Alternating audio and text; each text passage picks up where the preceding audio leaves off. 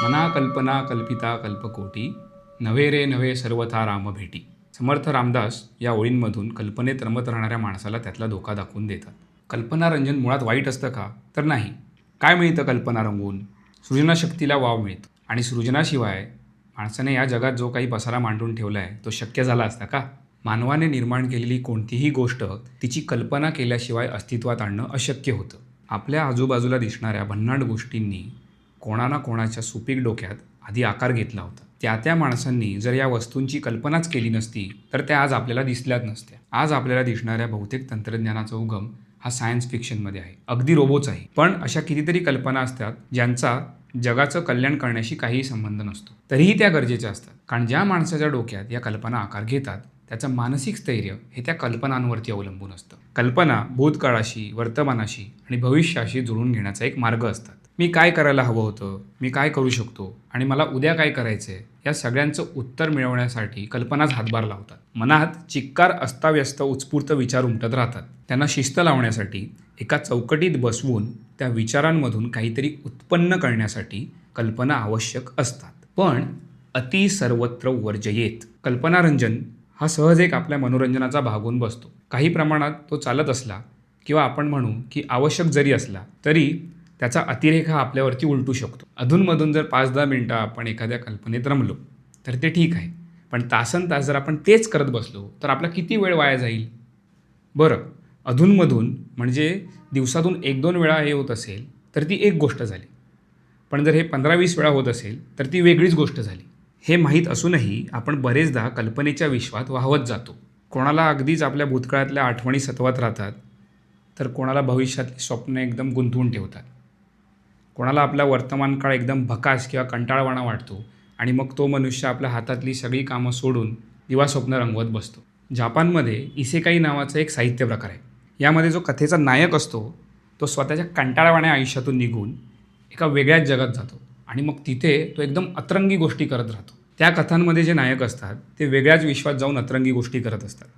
लहानपणी जेव्हा मी टर्मिनेटर किंवा बॅक टू द फ्युचरसारखे मूव्हीज बघायचो तेव्हा मला वाटायचं अरे असं टाईम मशीन असलं तर आपण पण भूतकाळात जाऊया आणि मग आपण पण आपल्या शिवाजी महाराजांच्या मावळ्यांना बंदुका देऊया, त्यांना वेगवेगळ्या गोष्टी सांगूया की भविष्यात हे असं घडणार आहे, तुम्ही इथे असं करा, तुम्ही ते तसं करा. असे वेगळेच कल्पनांचे इमले मी पण बांधत असायचो. अशा कल्पनांमध्ये रमण्यात मी कितीतरी वेळ वाया घालवला असेल. बरं, आपल्याला माहिती आहे की या कल्पनांमध्ये रमून आपला काही फायदा होणार आहे का? तर नाही. आपल्या कल्पनेतलं आयुष्य हे अगदीच मस्त असतं आणि त्या मानाने आपलं खरं आयुष्य हे आपल्याला अगदीच फिकं किंवा ओकबोकं वाटतं. तरी आपण सुधारतो का? तर नाही. बहिणाबाई म्हणतात, मन वढाय वढाय उभ्या पिकात आलं ढोरं, किती हाकला हाकला फिर येई पिकावर. मन हे बैलासारखं असतं. बैलाला आपण किती वेळा हाकललं तरी तो नको त्या ठिकाणी चारा खायला जातोच. मनालाही किती वेळा दूर नेलं तरी पण ते नको त्या ठिकाणी धावत राहतं. मग यावर उपाय नाही का? संत रामदास मनाच्या 59व्या श्लोकामध्ये एक उपाय सुचवतात. रामावर प्रेम, रामाचं चिंतन. तुम्ही जर आमचे आधीचे श्लोक पाहिले असतील किंवा आमचे आधीचे व्हिडिओ पाहिले असतील तर तुम्हाला आमची रामाची व्याख्या माहीत असेल. जर माहीत नसेल तर ती मी समजावतो. राम म्हणजे आपल्या मनातलं आपलं आदर्श स्वरूप. त्याचं चिंतन करत राहणं हे दिवा स्वप्नांपेक्षा वेगळं कसं? मला वाटतं जी कल्पना आपल्याला आवश्यक ती कृती करायला भाग पाडते ती कल्पना चांगली, आणि जी कल्पना आपल्याला एखाद्या विषयात अडकून ठेवते किंवा आपल्याला आपल्या विचारांमध्येच गुंतवून ठेवते ती कल्पना वाईट. रामाचं चिंतन म्हणजे आपल्या आदर्श स्वरूपाचं चिंतन आपल्याला एखादी चांगली कृती करायला भाग पाडतंय का हे स्वतःला विचारा. सेल्फ हेल्प साहित्य खोऱ्याने पडले ते वाचणं हे चांगलं असतं, पण जर आपण त्यानुसार कृती केली तरच. नाहीतर आपण नुसते तासनतास सेल्फ हेल्प पुस्तकं वाचत बसतोय, त्याविषयीची व्हिडिओ बघत बसतोय, म्हणजे आपण दुसरं काय करतोय? आपण उसनी दिवा स्वप्न चघळत बसतोय. शेवटी सगळं कृतीवर येऊन ठेपतं. अरे पण बोलायला सोपं आहे, करायचं कसं? जॉन डी रॉकफेलर हा एकेकाळचा अमेरिकेतला श्रीमंत उद्योगपती. असं म्हणतात की तो झोपताना त्याच्या उशी शेजारी एक वही घेऊन झोपायचा आणि त्याला झोपेत ज्या ज्या कल्पना यायच्या त्या तो लिहून ठेवायचा. आपणही हे करू शकतो. एक वही जवळ ठेवायची. आपल्या मनातही कल्पना येत असतात. त्यातल्या काही आपल्याला आवडतील, काही त्रास देतील किंवा एकंदरीतच काही कल्पना आपल्या खूप वेळ खातील.